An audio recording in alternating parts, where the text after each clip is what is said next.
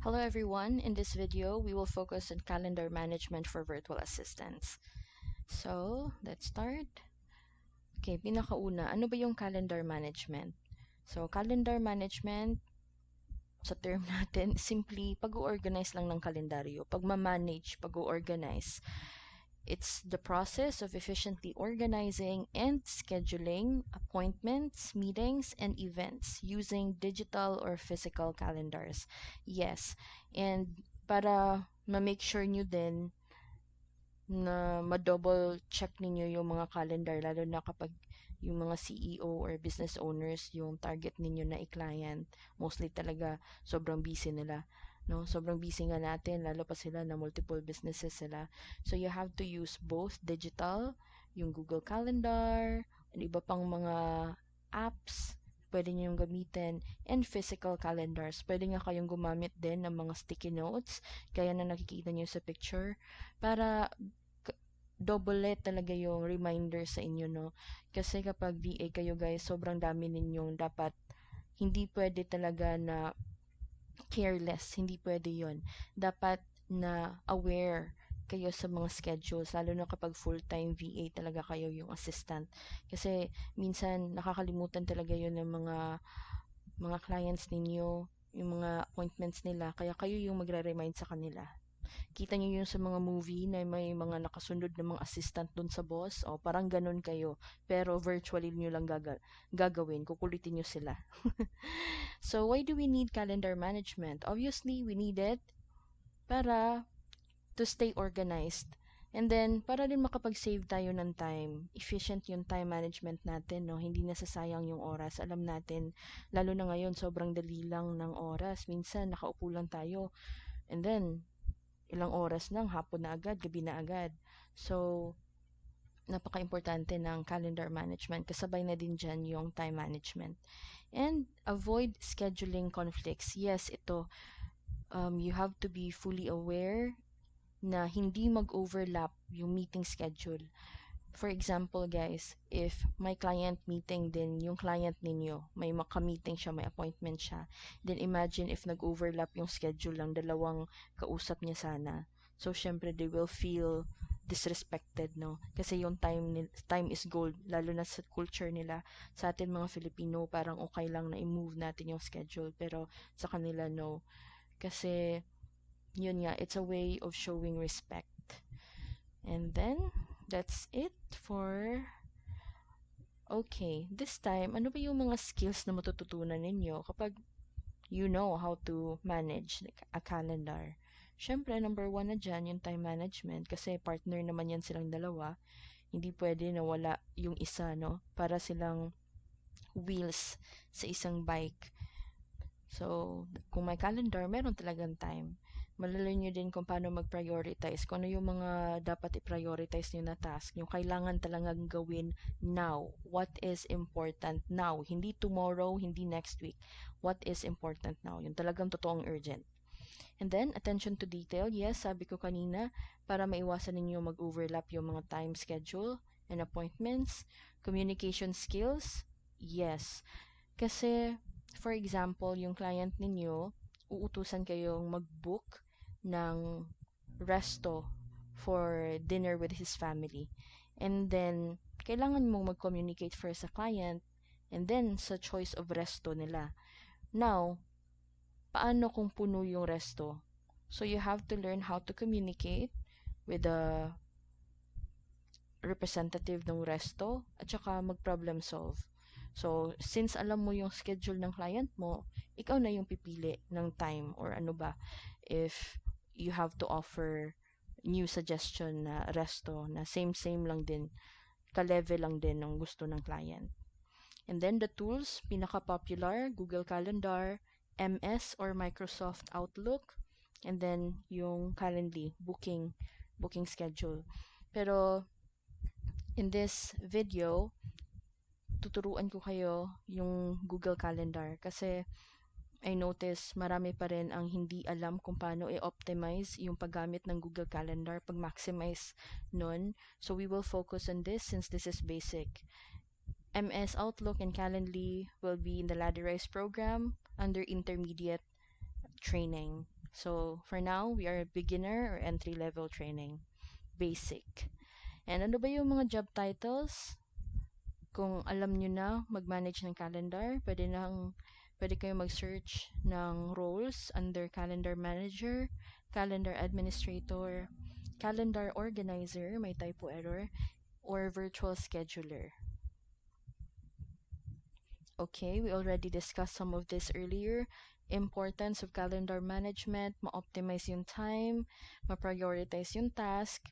Ito, ma-meet ang deadline. Ay nako guys, ayaw na ayaw ng ibang client na late yung deadline. Kaya be mindful talaga. Kahit na ako, sa team ko, naiinis din ako kapag hindi na kukuha yung deadlines. Kasi usually, in my team, yung nilalagay ko na schedule, mga due dates, advance yon. May extension na yon.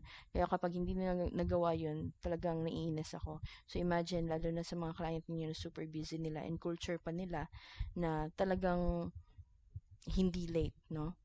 Talagang on time sila. And, of course, work-life balance. Now, ano ba yung mga strategies for effective calendar management?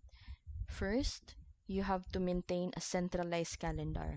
Pag sinabing centralized calendar, guys, hindi pwede na all over the place kayo, no? May mga client kasi na gumagamit ng Google Calendar and then gumagamit din sila ng MS Outlook. So you have to decide, you have to create your own centralized calendar para ma-mix mo yung dalawang yun. And then, second, regularly update and review. And guys, back to the first tip, you can also suggest to your client, if possible, to stick with one calendar. Kung Google Calendar, Google Calendar lang. Kung MS Outlook, MS Outlook lang na calendar. Okay? Okay lang naman sa kanila yon. You have to negotiate with them, communicate with them na it would be easier and more productive on your end if isa lang yun para isa lang din yung ma-manage mo, hindi ka maguguluhan. And they will understand that. And they might possibly consider that. And then, set clear priorities, plan buffer time. Wag yung sobrang puno, guys, na 8 p.m., 9 p.m., 10 p.m. Meron talagang list kasi that's impossible and unrealistic. No? Kasi alam naman natin na may mga bagay na nangyayari na out of plan. So, dapat may buffer time kayo. May free time kayong ilalaan. Hindi yung super sunod-sunod. And then, time blocking. Pag sinabing time blocking sa calendar, pwede nyong nakaset yun. Later, I will teach you kung paano gumawa ng mga events and how to set time. So, allocate specific time blocks for task, lalo na kapag kung sariling calendar ninyo as freelancer, no? Personal calendar nyo, you have to block specific task, lalo na if yung ginagawa ninyong freelancing is not full-time or maybe hourly or project. Minsan guys, nagsislip out talaga yun kasi sobrang daming gawain sa bahay. Lalo na if di kayo sanay na work from home. Maraming distraction sa bahay, especially if meron kayong kids and you're living with other family members, no? Madali talagang ma-distract. Kaya be disciplined on allocating specific time blocks. Reduce multitasking. Yes, ito kapag I suggest guys na if gagawa kayo ng task, for example, yung left brain and right brain, 'di ba alam naman natin 'yon. Kung example gagawa kayo ng data and reports regarding numbers, i-allocate na yung buong araw na yon na ganun lang talaga, batch by batch. And then the following day, kung gagawa kayo ng mga tasks regarding words lang, reporting, so, iba-batch ninyo. And then the following day, designs lang. Kasi mahirap na switch yung brain nyo from right to left and then right to left naman every hour. 'Di ba? So, pwede nyong i-allot yun full whole day or half day. So, for this part, ito lang yung gagawin ko. And then this part, ito lang yung gagawin ko. Huwag yung switch kayo within an hour. Maguguluhan yung utak ninyo. And then third, increasing focus and productivity. Yes, kaya time blocking para maging productive kayo and hindi yan kayo maguluhan. Yan ang sinabi ko kanina. Makapag-focus kayo.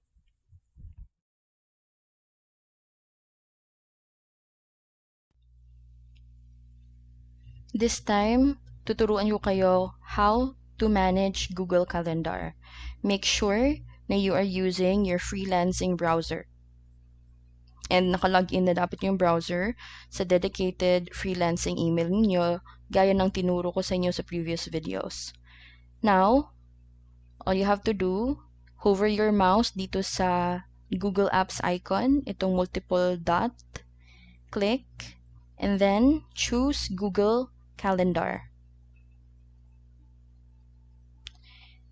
It will redirect you mismo sa Google Calendar, and ito ang overview niya. Left side, makikita ninyo na may date preview ng buong month. Date lang siya, wala kayong makikita na kahit ano. And then, lower part is your calendar. So, ito yung name ng ginagamit natin na email. So, automatic nandyan siya. And itong birthday, task, and holidays in the Philippines, automatic na rin yan na nakalagay dyan. That's what you can see on the left side panel. Now, sa right side, meron tayong mga apps na pwedeng i-integrate. But, because this is basic Google Calendar Management, next time sa Ladderized program for intermediate level, ituturo ko kung paano ito sila i-integrate. But for now, focus muna tayo sa settings na part. Okay. I-click natin yung settings. Assuming na meron kayong client na,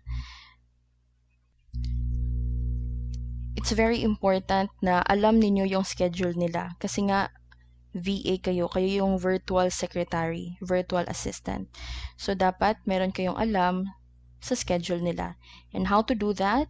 All you have to do is click itong settings menu, settings, and then first, magfo-focus muna tayo dito sa general and add calendar. Itong import and export, next sa intermediate level, ituturo ko yan. For now, dito muna sa dalawa. Sa general setting, click language and region, yan nakikita ninyo. Set siya sa English, country, Philippines. Ang format is month, day, year. Kasi yan yung format natin dito sa Philippines, sa ibang bansa. May mga bansa kasi na yung format nila is day, month, and tsaka,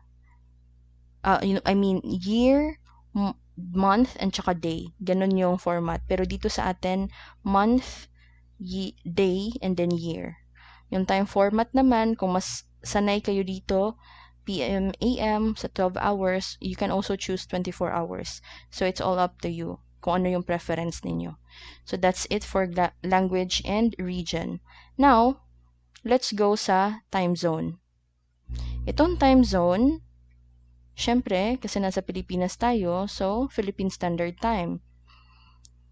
This is useful. Pwede nyo itong i-tick, display secondary time zone, if meron kayong isang client na full-time na dedicated. Ibig sabihin, isa lang yung client ninyo. And assuming na yung client ninyo is Hawaii. Assuming lang na Hawaii sila. So, i-click natin yan.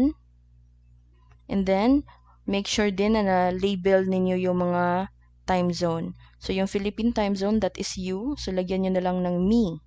Or pwede din freelancer. Ikaw yun. Oops, limited lang ang numbers of letters. So, me na lang. And then sa client, sa pangalawa, lagyan na lang natin ng client number 1. Mamaya ipapakita ko sa inyo kung ano yung design niya or display niya once na nakalagay na itong secondary time zone. So, after the time zone, again, it will depend itong location yung secondary time zone, it will depend kung taga saan yung client ninyo. Australia ba sila? US ba sila? So, for the sake of example, nilagay ko dito is Hawaii. Now, next is world clock. Itong world clock, dapat naka-tick ang box. May check yung box. And then, add time zone. Click. Automatic, lalabas yung Philippines. Next, add tayo. Okay. So, Piliin natin yung Hawaii. Kasi, di ba, yun yung nasa ibabaw, nasa upper part, ito, Hawaii. Ito pala guys, ang difference ng time zone at saka world clock. Itong time zone, limited lang siya sa isang client. Paano naman kung meron kayong 2 client, 3 client, 5 clients, di ba? So, hindi na pwedeng lagyan kasi secondary time zone lang to eh. 1 at saka 2. So, I suggest you use word clock. I-maximize nyo itong word clock para alam niyo yung time. Automatic kasi yan lalabas doon sa mismong Google Calendar. So, pagpalagay natin na meron kang 3 clients. First client, number 1, taga Hawaii. And then, client number 2, pili tayo ng lugar. Client number 2, okay, itong Alaska. Assuming taga-Alaska siya. So, that is client number 2. Client number 3 naman, okay, pili tayo ito, Los Angeles. Okay, so assuming na meron kayong 3 client, guys, ha? So, wow. Congratulations if ganun yung mangyari. So, again, sa time zone, limited lang siya sa 2. World clock, you can add as many as you want kung ilan yung clients ninyo. So, word clock. Now, punta tayo dito, back tayo sa mismong Google Calendar. So, ayan. Kung nakikita ninyo, sa left side, nandito na yung mga word clock. So, ang oras as of recording dito sa Pilipinas is 12:34 noon time. Sa ADAC, ano ba to? Nakalimutan ko na kung ano yung mga countries na pinili natin. So, yan, 7:30 p.m. sa kanila. Alaska, 8:30 p.m. Los Angeles, 9:30 p.m. So, mas madali nyo lang siyang makikita. Ito yung overview ng world clock. Yung secondary time zone, saan ba siya makikita? Makikita siya dito, guys. Ito, left side. Kita nyo ba yan? So, yung time mo, ano ba to? Palagi. So, yung me, that's you, time, 12:30. Sa client is, time nila, 6 p.m. So, and lalabas lang yung time zone, guys, if naka-day view. Ito, day. Hindi siya lalabas, itong secondary time zone, kung sa weekly view pala na lumalabas din siya. Monthly view, hindi talaga siya lalabas. Ayan, wala kayong makikita. Nasa day view and tsaka weekly view lang yung secondary time zone. However, yung world clock, viewable siya kahit ano pa yung ipiliin ninyo. Tingnan natin yung yearly. Okay. Kahit sa yearly, nandito pa rin siya kasi nasa left panel siya left side panel. So, it's all up to you kung ano yung pipiliin ninyo. Whether you're going to choose secondary time zone, ito, or itong world clock. But for me, I think it would be better if world clock. Para mas madali ninyo siyang masubaybayan kung anong oras sa kanila at anong oras sa inyo. Okay? Lalo na kapag multiple clients. This time, magfo-focus naman tayo kung paano ba i-share yung calendar ninyo. For example, itong calendar ninyo, gusto nyong i-share sa client ninyo or siguro sa friend mo or sa husband mo, all you have to do is choose the calendar. This is you. Kasi ito yung pangalan ng email na ginagamit ko for recording. Click nyo itong 3 dot, settings and sharing. Okay, so yan yung pangalan, assuming set primary time zone. Pwede nyo ring lagyan ng description kung about yung calendar. And yung owner is you. And then, scroll down. And maglagay kayo, guys, kung sino yung gusto nyong may specific na access sa calendar. Nalagay ko na yung Revista, yung isang account natin. So, assuming gusto ko ding isend ito sa personal email ko, which is that one, send na lang. And once na-send nyo na yung share with specific people, na-add nyo na sila, yung email nila, makaka-receive sila ng email invite, and it will look like this. The email invite will look like this. So, ayan, Mirab Enterprise has shared a calendar with you. And hello, and then yung email nila. We are writing to let you know na si Mirab is nag-share, given you access sa calendar nila. And then, they have the option, yung sinendan ninyo, to add your calendar sa calendar nila. Okay? That's how you share your calendar to others. So, ikaw going sa ibang tao. Paano naman if ikaw yung gustong mag-request ng calendar nila? For example, si client number 1 na taga Hawaii, gusto mong makuha yung calendar nila. So, ito yung mga dapat nyong gawin. Balik kayo sa Google Calendar. Sa left side panel, scroll down. Make sure na itong other calendars, i-click ninyo yung plus sign. And then, subscribe to calendar. Okay, example, gusto kong makuha yung calendar. For example, ito yung client. Ito lang yung gagamitin natin na email. Yan. Pag na-click nyo na yung email, magpa-prompt ito, you do not have access to revista@gmail.com's calendar. Add a message to request access. So, example, ilagay natin, Hi, Revista. I am requesting access to your calendar. Short notice lang. Tapos, request access. Automatic na makaka-receive din yung client ng email na nire-request ninyo na may access kayo sa calendar nila. So, yung email na marireceive ng client, it will look like this. So, yung message ninyo, di ba? So, ito yun. Lumabas na siya.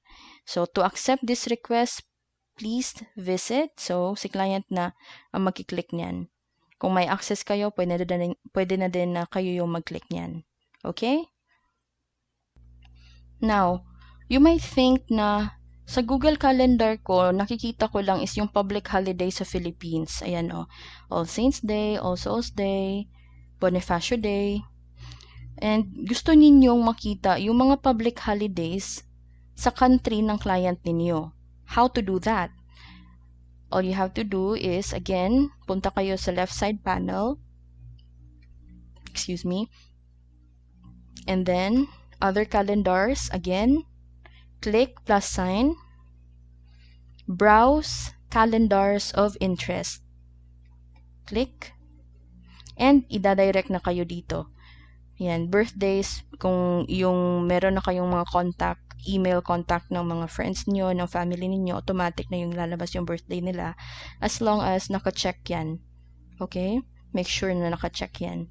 Ito naman, sa regional holidays. Browse all, click, and lalabas na yung mga holidays sa iba't ibang bansa. So, assuming meron tayong client sa Australia, and you can also choose, guys, if you click this part, you can choose if gusto nyo yung public holidays and yung mga special holidays, or yung public holidays lang talaga, yung official na parang no work, non-work public holidays. But for me, I always choose the first one, yung both public holidays and special holidays.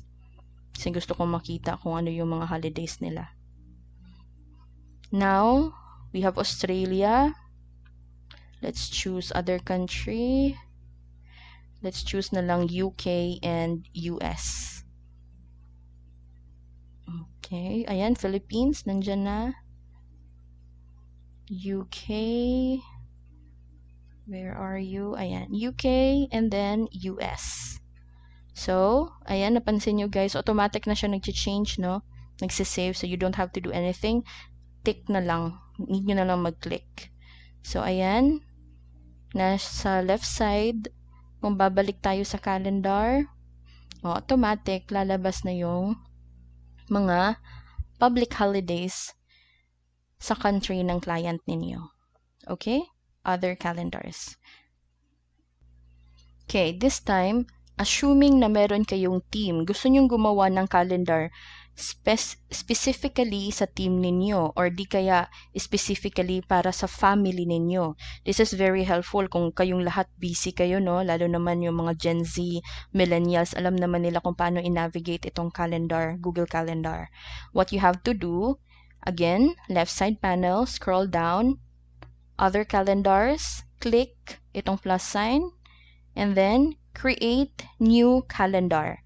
Again, this is great especially kung need ninyong makuha or need ninyong ipaalam sa group of people like ka-teammate ninyo na located remotely din, nagtatrabaho kayo all around the world, iba't ibang lugar. And then if you have family members then, so this is good way of managing your calendar. So, click create new calendar. So, for example, for family, gusto ninyo meron kayong family gathering like weekly or monthly depending on what you want. So, let's just name it family gathering, create, and then create calendar. Pwede din kayong maglagay ng description, up to you kung ano yung gusto nyong ilagay na description. Create calendar.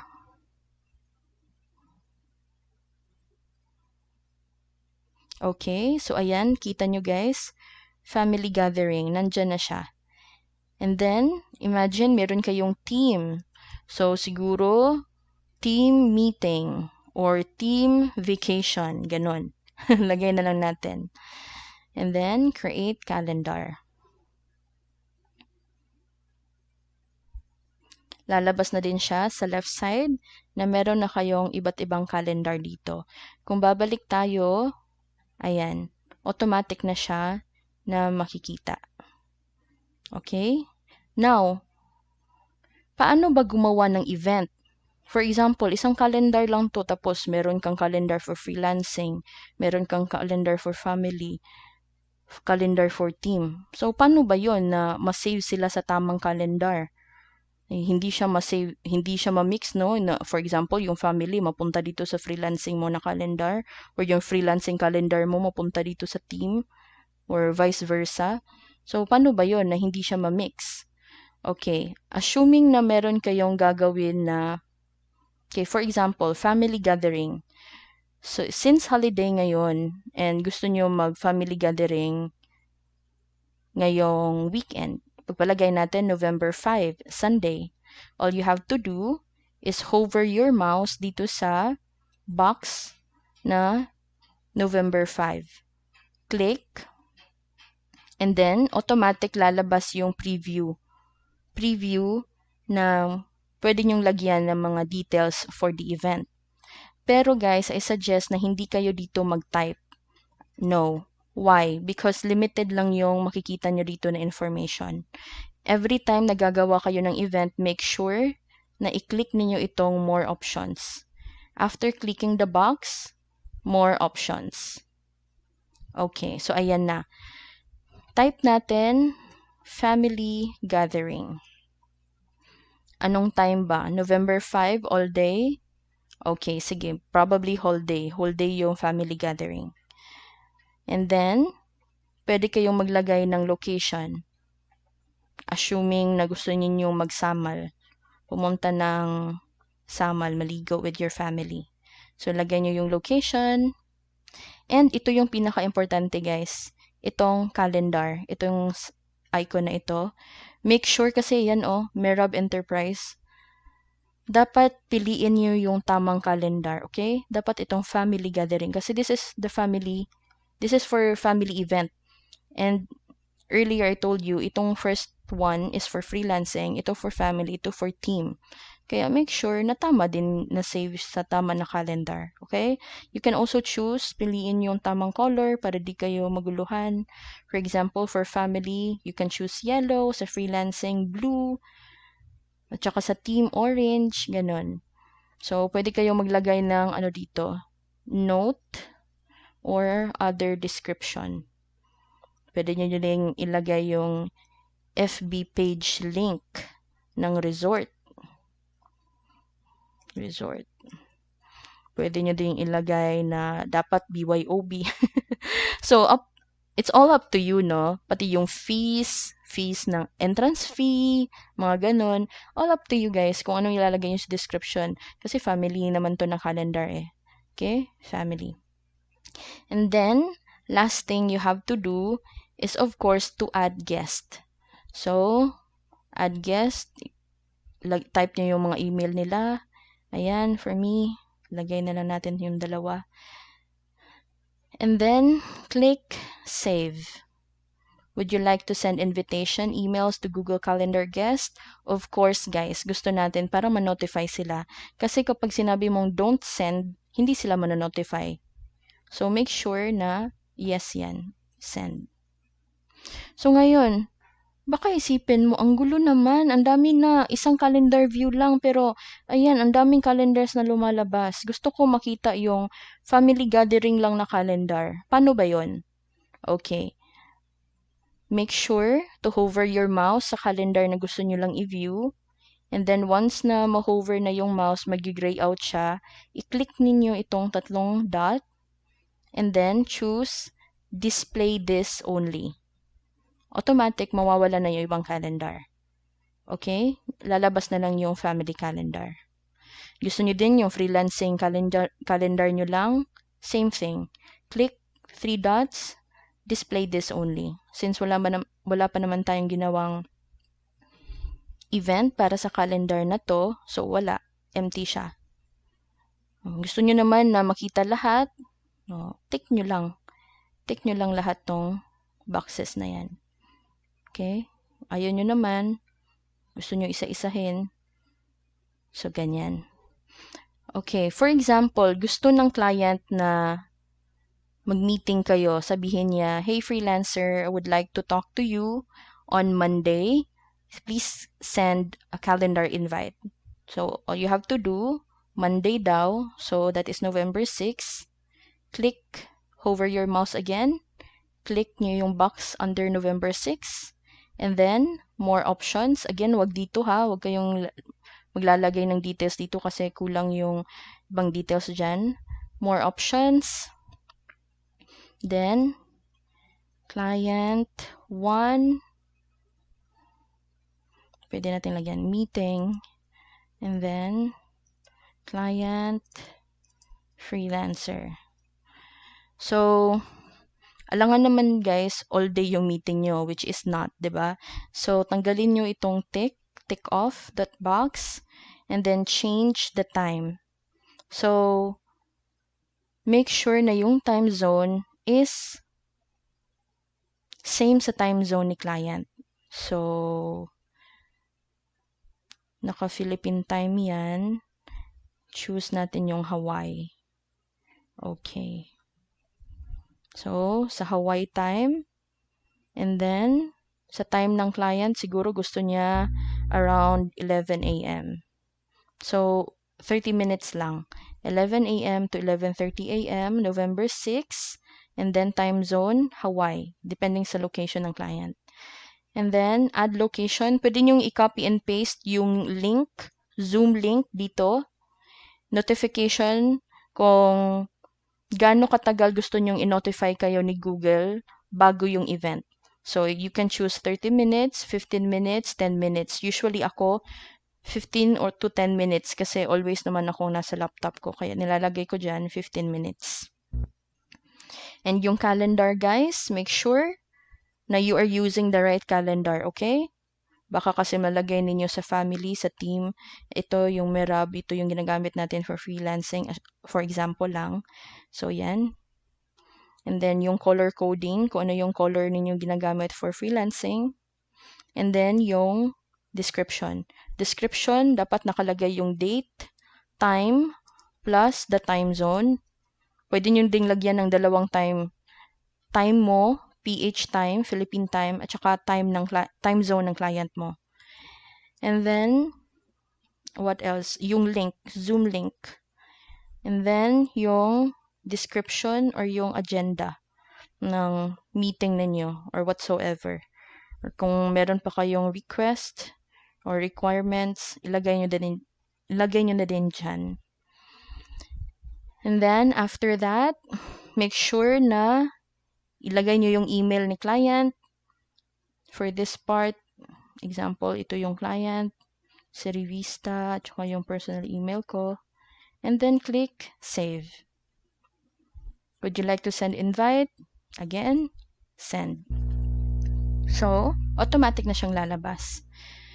Kung naguguluhan kayo kasi sobrang daming nakalagay and gusto niyo lang yung freelancing calendar, again, click the three dots, display this only. So, ayan, kita nyo, 5 a.m. 5 a.m. Sa time ninyo to guys, 5 a.m. Sa time nyo na. Ayan, kasi 11 a.m. sa time ng client, 'di ba? So, sa Philippine time, 5 a.m. Now, example, naglagay kayo ng event. Balik tayo sa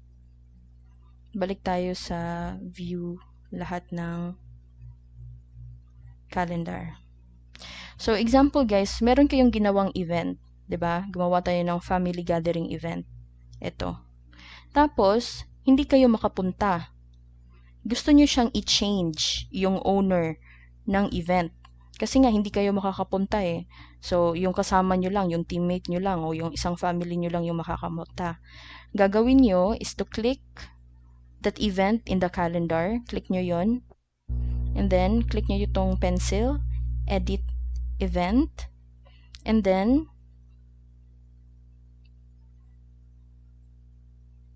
okay, i-accept ko muna yung, kasi waiting pa yung mga guests. I-confirm ko muna yung attendance nila. So guys, it will look like this, no? Ito yung email na marireceive nila once na nag-send kayo ng invite. And they have the option, yung mga in-invite ninyo, they have the option to click yes, maybe, or no. So, assuming napupunta tayo, kaya nilagay ko, yes. So, ayan, tapos na akong ma-confirm yung event, no? Yan, may check mark na. Ibig sabihin sa Revista, pupunta siya kasi tinanggap niya na, nag-yes na siya dun sa email invite.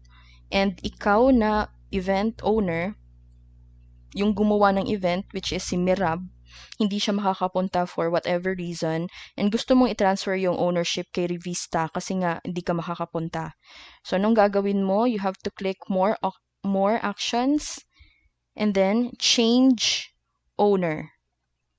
Change nyo yung owner, and then piliin nyo yung teammate ninyo na mag-handle ng event calendar. So, assuming na ito si Revista, ayan, I would like to transfer ownership of this event. Oops. Okay, and then click nyo lang change owner. Okay, message sent. Tingnan natin yung email. So, ayan na yung email guys, and nakalagay siya, transfer event, family gathering. So, yung sinendan ninyo ng ownership, sila na din yung mag-a-accept ng ownership. Click na nila yung link, automatic yung ownership nun is mapupunta na sa kanila. Okay? So that's it for Google Calendar Management. I hope what you learned for this basic tutorial or training is magamit ninyo guys sa personal ninyo na calendar and especially sa pag-freelance ninyo. And I will see you in the next video.